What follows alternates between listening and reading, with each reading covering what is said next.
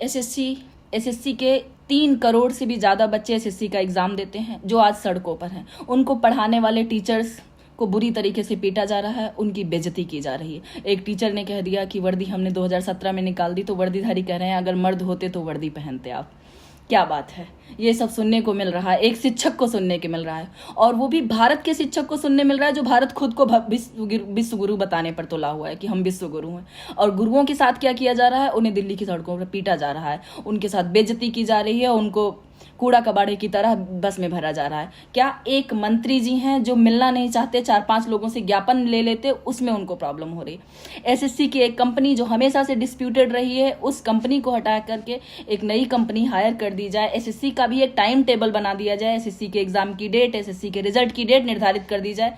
SSC में जो तकनीकी प्रॉब्लम्स की वजह से बच्चे पेपर नहीं दे पाते हैं, बस इतनी सी बात है कि ये सब बातें सुन ली जाए, इनमें सुधार कर दिया जाए। क्योंकि 3 करोड़ से ज़्यादा, तकरीबन 3 करोड़ 20 लाख बच्चे फॉर्म भरते हैं, एग्ज़ाम देते हैं, घरों से दूर दूर जाते हैं तैयारी करने के लिए।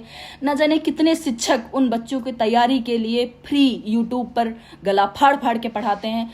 उसके बाद आपको, जो हमारी ही ओर से आप मंत्री बने हो, आपको सुना नहीं जा रहा।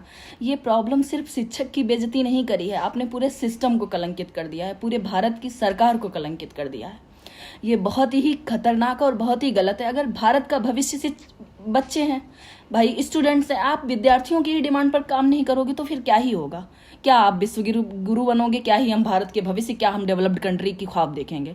पॉसिबल ही नहीं है देख पाए। और आप शिक्षक की बातें नहीं सुन रहे। जो शिक्षक जो पढ़ाते हैं, जिन्हों पता है, अपने अधिकार पता है, कभी भी वो बेइज्जती नहीं करेंगे, कभी भी वो गलत तरीके से आंदोलन पे नहीं बैठेंगे। वो नॉर्मल आपसे बात करने के लिए गए थे कि इन सुधारों की आवश्यकता है। हजार किलोमीटर आप सेंटर भेज दे रहे हो। एसएससी की तैयारी करने वाला बच्चा कभी कभी फ्री की सारी क्लासेस तैयारी करता है कि भाई फ्री की, क्योंकि उसके पास इतना पैसा नहीं होता। किसी तरीके से वो अरेंज करके पैसा वो सेंटर पे जाता है। जब सेंटर पे पहुंचता है पता चलता है ये तो प्रिंट आउट, प्रवेश पत्र में प्रिंट गलत छप गया है, ये तो उसका एग्जामिनेशन सेंटर ही नहीं है। अब बताइए उस पर क्या गुजरती होगी कि उसने तैयारी की, किसी तरीके से तैयारी की, वो एक 700-800 किलोमीटर की दूरी तय करके एग्जाम सेंटर पे गया, वहाँ माउस नहीं चल रहा, वहाँ कीबोर्ड नहीं चल रहा, ना जाने कितनी तकनीकी प्रॉब्लम आती हैं। कभी प्रवेश पत्र में गलत एड्रेस आप दे देते हैं। तो ये सभी प्रॉब्लम्स के लिए अगर शिक्षक के साथ, अगर विद्यार्थियों के साथ शिक्षक खड़े हो गए तो उनकी क्या गलती है? अगर आप विद्यार्थियों के साथ खड़े होते तो शायद शिक्षकों को खड़े होने की जरूरत ना पड़ती। आपने विद्यार्थियों के भविष्य के बारे में सोचा होता तो शायद शिक्षक नहीं सोच रहे होते उतना। लेकिन आप सोचेंगे नहीं, सोचने देंगे नहीं। जो सोचेगा आप उसे उठवा लेंगे। क्या धांधली चल रही है? ये लोकतंत्र है? क्या वाकई हम भारत के लोग हैं?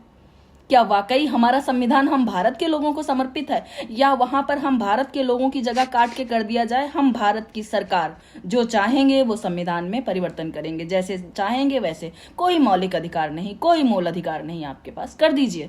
कम से कम हमें संतुष्टि हो जाएगी। संविधान का वो पहला पन्ना जो हमें मजबूती देता है, जो हमें ताकतवर बनाता है, कम से कम हम निश्चिंत हो जाएंगे कि नहीं भाई, हमारे पास कोई ताकत नहीं, क्योंकि संविधान में ऐसा नहीं लिखा।